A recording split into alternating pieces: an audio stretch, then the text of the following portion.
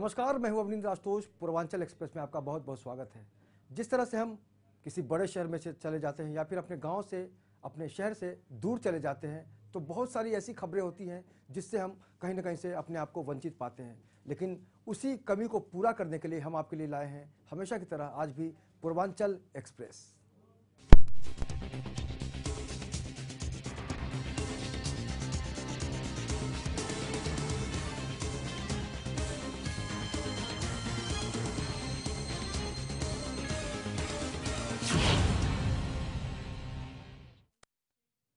Cycle तो आप जानते ही होंगे।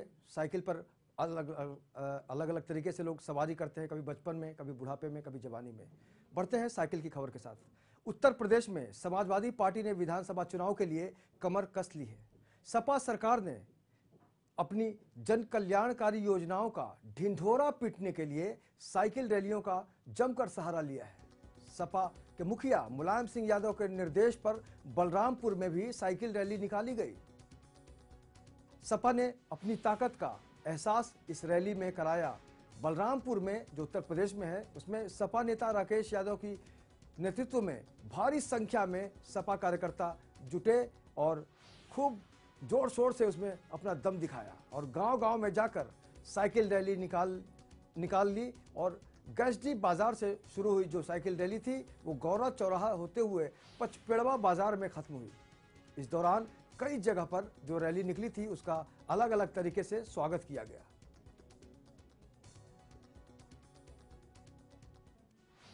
तो आपको बता दें कि उत्तर प्रदेश के बलरामपुर में साइकिल के जरिए समाजवादी पार्टी के कार्यकर्ताओं ने जो भी सरकार की जो अच्छी खासी नीति है, जन कल्याणकारी योजनाएं हैं, उसके प्रचार प्रसार के लिए लगातार अलग अलग इलाकों में साइकिल के जरिए सरकार की भावनाओं को पहुंचाने का काम किया। और यही कारण है कि भारी संख्या में, और ये जो आदेश आया था वो सपा के जो मुखिया हैं मुलायम सिंह यादव जी, उनके आदेश पर, उनके कहने पर ही ये इस तरह की रैली लगातार निकाली जा रही है उत्तर प्रदेश के अलग अलग इलाकों में।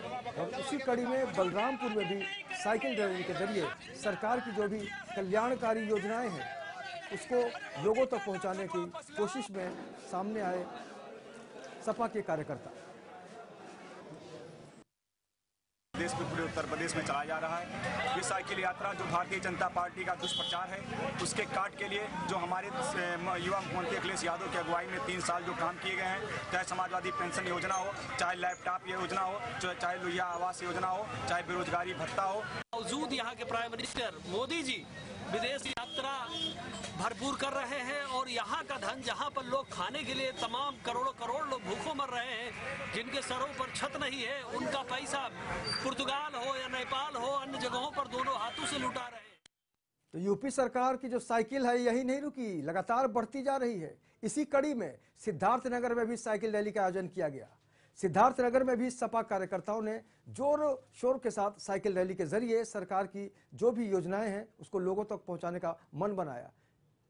इसी दौरान वहां के अध्यक्ष जमील सिद्दीकी ने सरकार की उपलब्धियों को, जो नगर पालिका के अध्यक्ष हैं जमील सिद्दीकी साहब, उन्होंने सरकार की उपलब्धियों को गिनाते हुए कहा कि सूबे की सपा सरकार ने जनता के हित में काम किया है। वहीं उन्होंने प्रधानमंत्री की विदेश यात्राओं पर भी निशाना साधते हुए कहा कि प्रधानमंत्री विदेश यात्रा कर वर्ल्ड रिकॉर्ड बना रहे हैं। उन्हें जनता के हितों से अगर कोई लेना देना होता तो काहे के लिए सब करते।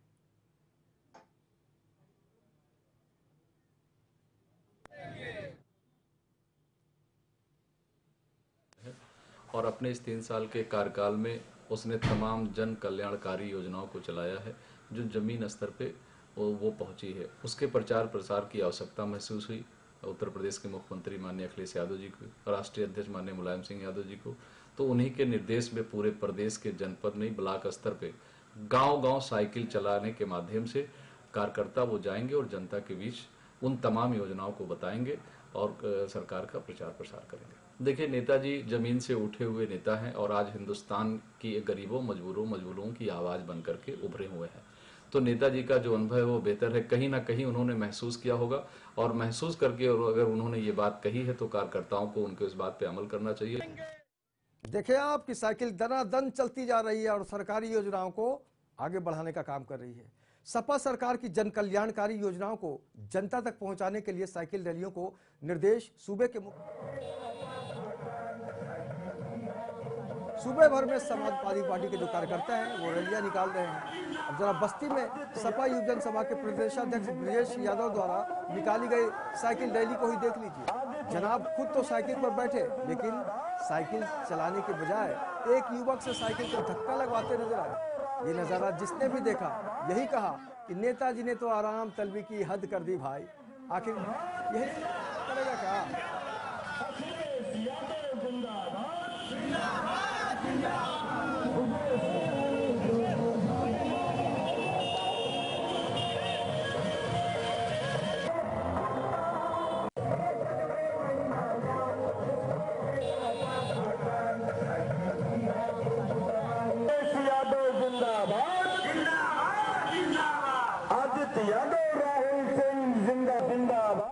तो जिस तरह से साइकिल दनादन आगे बढ़ती जा रही है, ऐसे में सरकार की जो भी योजनाएं हैं उसको प्रचार प्रसार तो मिल रहा है, लेकिन सवाल ये है कि बस्ती में जो ये रैली निकली है या फिर अलग अलग गांव में जो रैली निकली है, वाकई जनता को सिर्फ दिखाने के लिए है कि जनता को जोड़ने के लिए है? और सवाल तो जनता ही अच्छी तरह से समझ पाएगी और जवाब जनता ही देगी कि वाकई 3 साल का जो अंतराल गुजरा है, बीता है, उसमें जनता को साइकिल के जरिए कितना आगे बढ़ने का अरमान मिला है। और साथ ही साथ जो सुविधाओं की यात्रा है साइकिल के जरिए, साइकिल की स्पीड से अगर विकास की बात की जाती है तो समझा जा सकता है कि आज बुलेट ट्रेन चलाने की बात की जाती है इस देश में।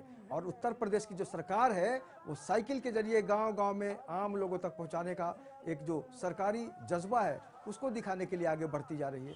तो स्पीड की अगर हम बात करें तो यहाँ पर भावनाओं का बड़ा ज़बरदस्त खेल होता है, क्योंकि सरकारी जो भावनाएं होती हैं वो जनता तक किस कदर पहुंच पाती हैं, या फिर जो भी जिस तरह से कल्याणकारी योजनाओं की बात की जा रही है उत्तर प्रदेश सरकार के कार्यकर्ताओं के द्वारा, या फिर अखिलेश सरकार के जो कार्यकर्ता हैं, माफ़ कीजिएगा सरकार में तो कार्यकर्ता होते नहीं हैं, वहाँ तो मंत्री होते हैं, संतरी होते हैं, बड़े बड़े नेता होते हैं, लेकिन ये जो कार्यकर्ता हैं, एक कार्यकर्ता साहब को देखिए, नेताजी को देखिए कि किस तरह से साइकिल पर बैठ के धक्का लगवा रहे हैं। तो ये जो धक्का का जो आनंद है, साइकिल वाले को तो जो चलाता है उसको बहुत मजा आता है जब कोई पीछे से धक्का देता है, लेकिन ऐसे में खतरा ये रहता है कि बैलेंस ना बिगड़ जाए।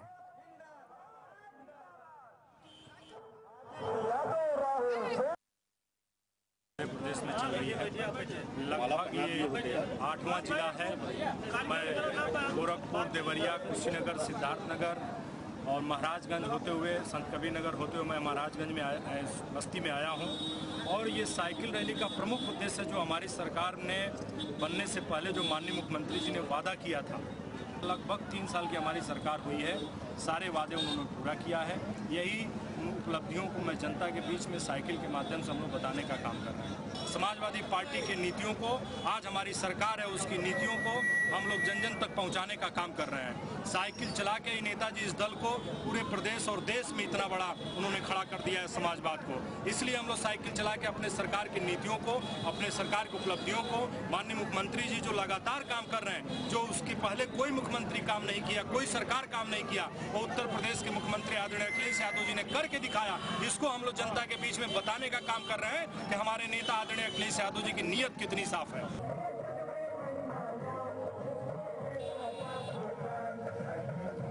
बाबू की बात कर रहे हैं प्रदेशाध्यक्ष साहब, जो युवजन से जुड़े हुए हैं, सपा के युवजन की जो एक इकाई है उसके अध्यक्ष हैं, और जिस तरह से सरकार की लगातार तारीफ कर रहे हैं। सवाल ये है कि वाकई जनता तारीफ करेगी तो सही माना जाएगा, या फिर ये कार्यकर्ता जो पार्टी के लिए एक सिपाही की तरह काम करते हैं और बहुत ज़्यादा समर्पित रहते हैं, लेकिन जब नेताजी साइकिल चलाइएगा, धक्का लगवाइएगा, तो जनता भी समझती है कि आप साइकिल किस कदर चलाने में इंटरेस्ट रखते हैं।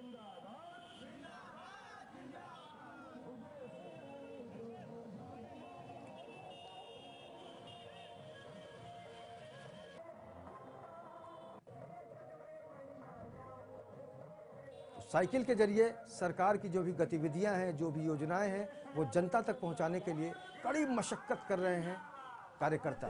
और इस बारे में ताज़ा जानकारी के लिए कि किस तरह की गतिविधियों से जनता अपने आप को जोड़ पा रही है, हम जुड़ते हैं सीधे राघवेंद्र से, जो बस्ती से हमसे जुड़ेंगे। राघवेंद्र, ये जो लगातार साइकिल की रैलियां निकल रही है, अलग अलग गाँव में जाने की बात हो रही है, क्या जनता खुश है या फिर जनता की समस्याएं जस की तस है? जी अशोक जी, इस पूरे मामले पर अगर निगाह दौड़ाई जाए तो कहीं न कहीं जनता अब पिछले 8 दिनों से ये साइकिल यात्रा चल रही है और जनता इससे ऊब चुकी है। हाँ, सबसे बड़ी बात यह है कि नेता आते हैं, गांव में नेता आएंगे, सभा करेंगे, गांव भर को जुटाते हैं, हाथ पैर जोड़ करके। जनता, तमाम लोग ऐसे भी हैं जो लोग नहीं जाना चाहते, लेकिन फिर भी उनके सामने कोई नेता खड़ा रहता है तो वो मजबूर भी होकर निकलते हैं सड़क पर। जिस तरीके से नेताओं की रैलियां हो रही हैं, इससे तो नहीं लगता देख करके कि कहीं भी 2017 में जी, उत्तर प्रदेश में फिर से जो है सपा की सरकार आएगी। हाँ। लेकिन अगर हम जनता की बात करें, जिस तरह से आपने कहा कि मजबूरी में आके जनता खड़ी हो जाती है ताकि नेताजी को बुरा ना लगे, यही बात है ना। लेकिन अगर हम सुविधाओं की बात करें, जो 3 साल का जो अरसा गुजरा है अखिलेश सरकार साहब का, तो कितना फायदा हुआ है जनता को? इस जनता को फायदा तो बहुत नहीं दिख रहा है अभी, क्योंकि जिस तरीके से महंगाई बढ़ रही है, भ्रष्टाचार बढ़ रहा है, रोज नेता सिर्फ आरोप प्रत्यारोप ही लगाते हैं कि हम इतना धन दे रहे हैं, सेंट्रल नहीं दे रहा है। हाँ, सेंट्रल कहती है कि हम दे रहे हैं, राज्य सरकारें नहीं दे रही हैं।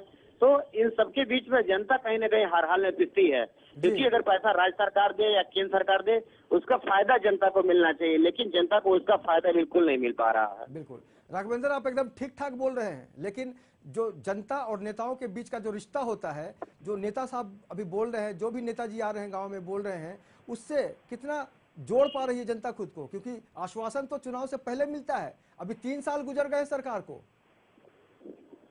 देखिए, जनता को मान करके चल रही है हाँ, कि नेताजी आए हैं, कुछ न कुछ नया बोल के जाएंगे जी, और आश्वासन दे करके जाएंगे, आश्वासन की घुट्टी पिला करके जाएंगे। हाँ, लेकिन जनता कहीं न कहीं जो है विश्वास में नहीं ले रही है नेताओं को कि नहीं, ये नेताजी सही कर रहे हैं। हाँ, हाँ। क्योंकि अभी तक जितने भी वादे किए गए कि अच्छी सड़कें देंगे, अच्छे रोजगार देंगे, ना तो कहीं सड़कें दिख रही हैं, ना रोजगार दिख रहा है, ना फिर कहीं कुछ दिख रहा है। हाँ। तो ऐसे में पूरी तरीके से जनता ये मूड बना चुकी है कि इस बार सरकार को और ऐसे नेताओं को बड़ा जवाब देना है। जी, लेकिन राघवेंद्र जी, ये बताइए कि जिस तरह से साइकिल की रफ्तार होती है, एगो नेताजी ऐसे थे जो खुद साइकिल पर बैठे थे और धक्का दे रहा था कार्यकर्ता, इससे कैसा मैसेज जाएगा? इससे समाज में दुष्प्रभाव होता है, इससे जनता जागरूक हो चुकी है इस समय। जी, और आने वाले समय में इनका बुरा वक्त जान लीजिए चालू है, इनका बहुत ही नुकसान होने वाला है। ये जान लीजिए 10 सीटों पर ही सिमट कर रह जाएंगे। ठीक बात बोल रहे हैं, बिल्कुल। ये बच्चों 10-10 रुपया देकर, बच्चों को 100-100 रुपया देकर नेताजी साइकिल पर धक्का लगवाते हैं कि जैसे जनता हमारे साथ है, दिखाने के लिए जनता कैमरे के सामने अच्छा। आकर बच्चों को 100 रुपया देते हैं, 200 रुपया देकर मेरे रैली में आइए, आप लोगों को हम रोजगार देंगे, पैसा देकर 100-100 रुपया वाह, पैसा देकर वाह, वाह, आम वाह। जनता को लेकर जाते हैं। जी, खूब बढ़िया सेटिंग हो। तो सेटिंग की बात हो गई। कुल मिला के तमाम जो जानकारी आप दिए हैं राघवेंद्र जी, आपका बहुत बहुत धन्यवाद। तो हम कह सकते हैं कि साइकिल की जो यात्रा है, साइकिल की जो सवारी है, उसके पीछे अगर कुछ है तो वो है दिखावा।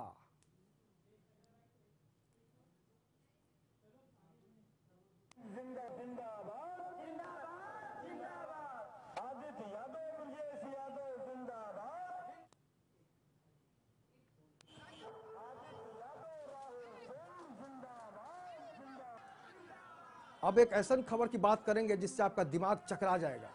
बहराइच में चीनी मिल और बैंक की मिली भगत से बहराइच के 24 किसानों को बैंक ने नोटिस भेज दिया है। बैंक की तरफ से किसानों को कर्ज वापस भुगतान का नोटिस भेजा गया है, जबकि किसानों का कहना है कि बाप रे बाप, उन्होंने बैंक से ऐसा कोई कर्ज ही नहीं लिया है। बैंक की तरफ से किसानों को 3-3 लाख का कर्ज चुकाने के लिए नोटिस भेजा गया है। किसानों द्वारा मामले की शिकायत किए जाने पर जिलाधिकारी ने मामले का संज्ञान लेते हुए जांच के आदेश दिए हैं। यानी ऐसे में कहा जा सकता है कि स्कूल का पता ही नहीं, कुएं का पता नहीं और उद्घाटन के पेड़े बट गए, किसानों को पैसे मिले ही नहीं और कर्ज वापसी के लिए उनके पास नोटिस चली गई।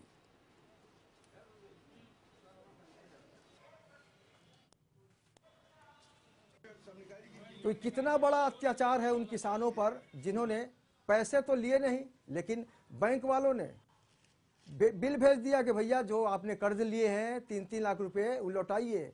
ऐसे में कितना बड़ा गड़बड़ झाला है, कौन इसके प्रति जिम्मेदार होगा, ये तो सोचना पड़ेगा ना। लेकिन ये बहुत ही आश्चर्यजनक है, दिमाग को चकरा देने वाली खबर है कि जिसने पैसा ही नहीं लिया उसको नोटिस भेजकर बोला गया कि पैसा भेज दीजिए।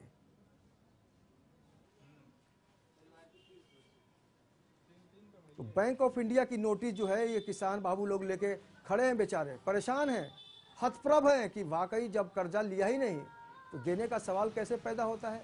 लेकिन ये उत्तर प्रदेश है, बहराइच है साहब, यहाँ कुछ भी हो सकता है।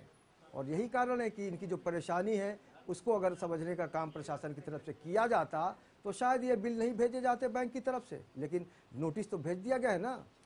अब तो परेशानी अगर कोई उठाएगा तो ये किसान उठाएंगे।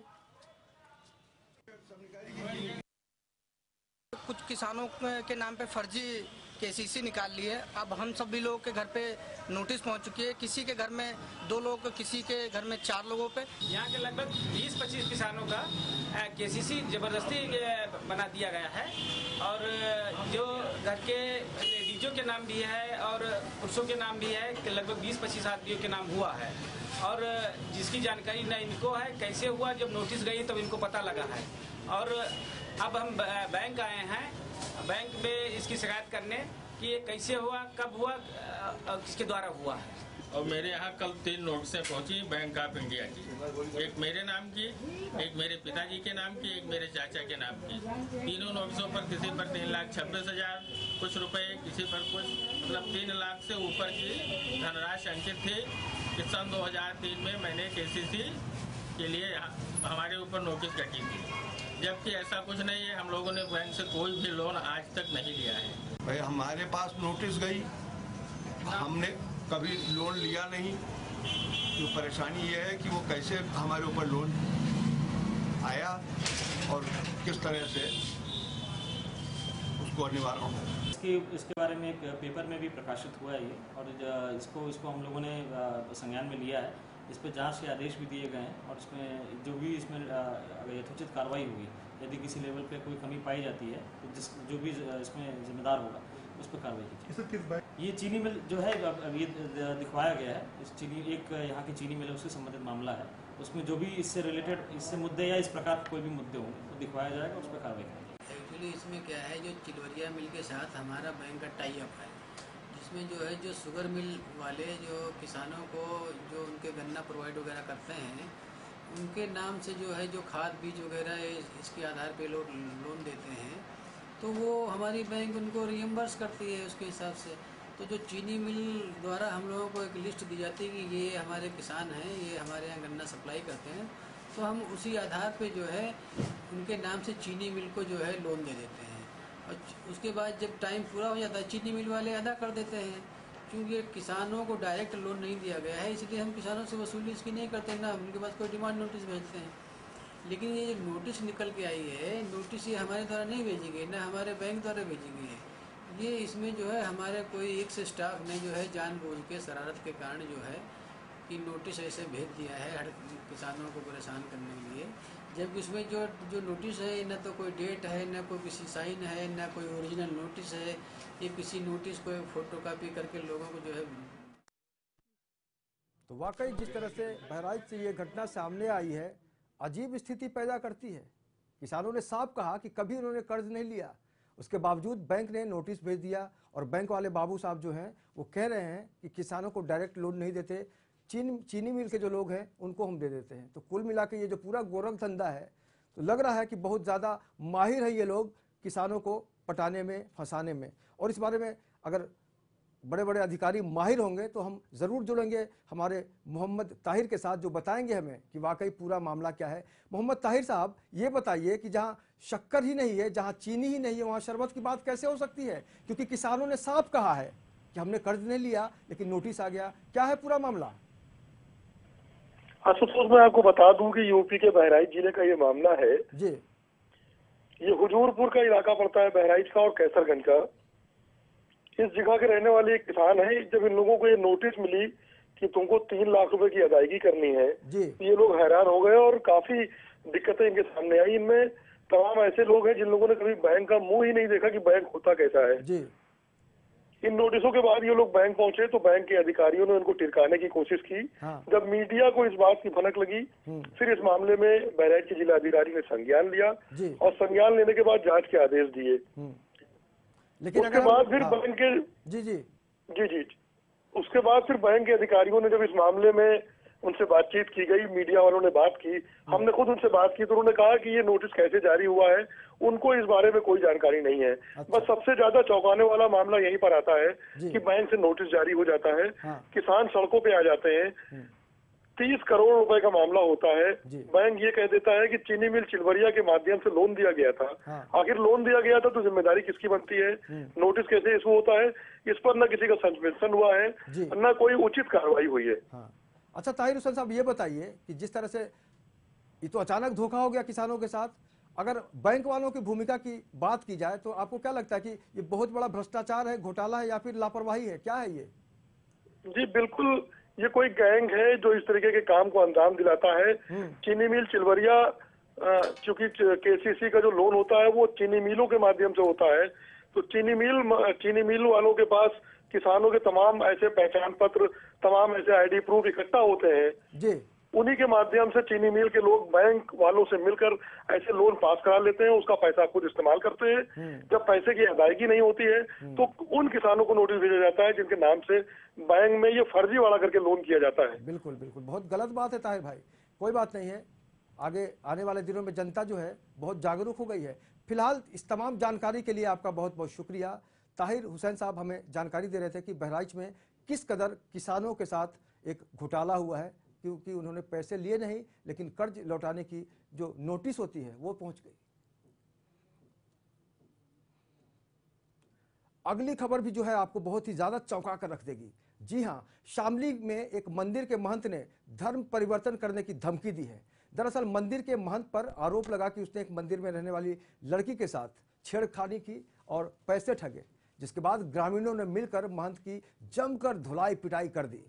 महंत की पिटाई करने के बाद मामले में एक नया मोड़ तब आ गया जब महंत ने अपने साथ हुई मारपीट की रिपोर्ट को थाने में दर्ज तो करा दी, लेकिन महंत की रिपोर्ट दर्ज कराने पर भी पुलिस ने अब तक किसी भी आरोपी को गिरफ्तार नहीं किया है, जिससे आज ही जाकर यानी परेशान होकर महंत जी ने धमकी दे दी है कि अगर उनके साथ मारपीट करने वाले आरोपियों को गिरफ्तार नहीं किया गया तो वो अपना धर्म बदलकर यानी हिंदू धर्म बदलकर इस्लाम धर्म कबूल लेंगे। महंत से धर्म परिवर्तन की धमकी मिलने पर पुलिस वाले जो हैं उनके पूरे महकपे में जो है एकदम से हड़कंप मच गया है।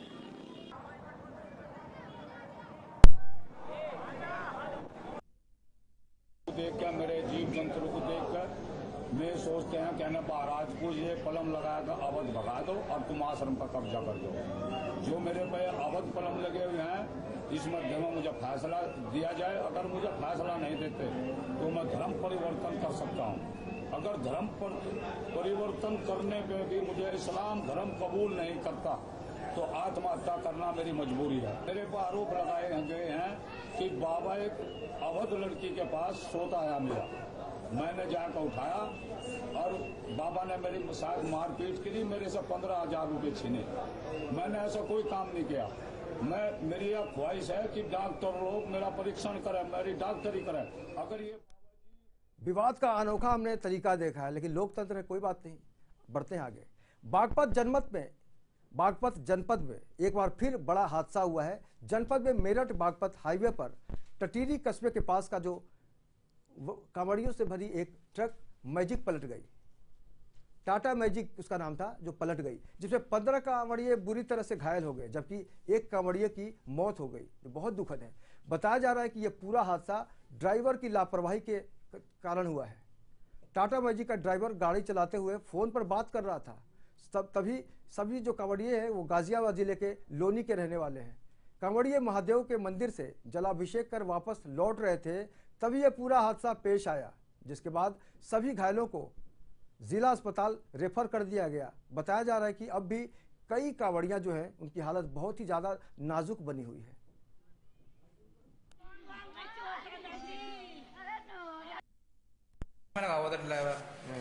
फोन बार बार उठा, कभी किसी को फोन मिला कभी किसी को, ऐसे फोन में देख देख तो उन्हें एकदम पेड़ से उसमें घुसेड़ दी अंदर को, खाई में, मतलब पेड़ में लगकर पलट गई गाड़ी के। 15 बंदे, हाँ 3 हम आगे बैठे थे, हम दब गए थे, 1.5 घंटे में निकले थे वहाँ से। हमारे साथ आ रहे थे, मतलब अभी नहीं पता वो भजनपुर के रहने वाले हैं। टटीरी से पहले बली के आसपास बता रहे, उनकी गाड़ी पलट गई उसमें, ये सारे दिल्ली के थे। दिल्ली इस खबरिया के बाद ही जरूर सोचिएगा कि फ़ोन पर बतियाइएगा तो आपका कुछ हो ना हो, आपके जो पैसेंजर हैं वो बिना मतलब तकलीफ में आ जाएंगे। ठीक है, अपने अपने तरीके से लोग जीते हैं, लेकिन सावधानी ज़रूर बरतनी चाहिए। पूर्वांचल एक्सप्रेस पे हमने आपको बहुत सारी खबरें दिखाई, लेकिन इन दिनों पूर्वांचल में एक गीत काफ़ी पहले से जो बहुत लोकप्रिय है उसको हम आपको सुनाने की कोशिश करेंगे, क्योंकि पति पत्नी का जो रिश्ता होता है वो बहुत ही मधुर होता है। और उत्तर प्रदेश में पूर्वांचल में जब पत्नी फरियाद करती है पति से तो क्या माहौल होता है और वो क्या सोचती है, उसका असर कैसा होता है, इसको हम जाते जाते आपको छोड़ जाते हैं। लेकिन आज के पूर्वांचल एक्सप्रेस में बस इतना ही, जाते जाते छोड़ जाते हैं इस मधुर गीत के साथ। सुनिए, आनंद लीजिए और महसूस कीजिए इसके मर्म को। मुझे दीजिए इजाज़त, नमस्कार।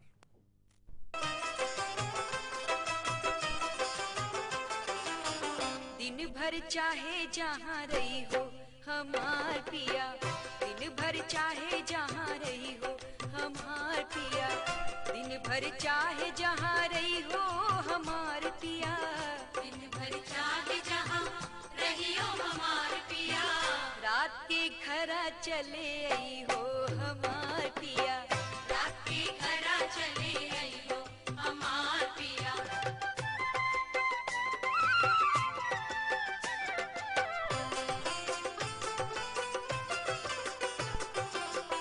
आज की रतिया जो घर नहीं हो, आज की रतिया जो घर नहीं हो, आज की रतिया जो घर नहीं हो, और भय पछतई हो हमार पिया, और भय पछतई हो हमार पिया।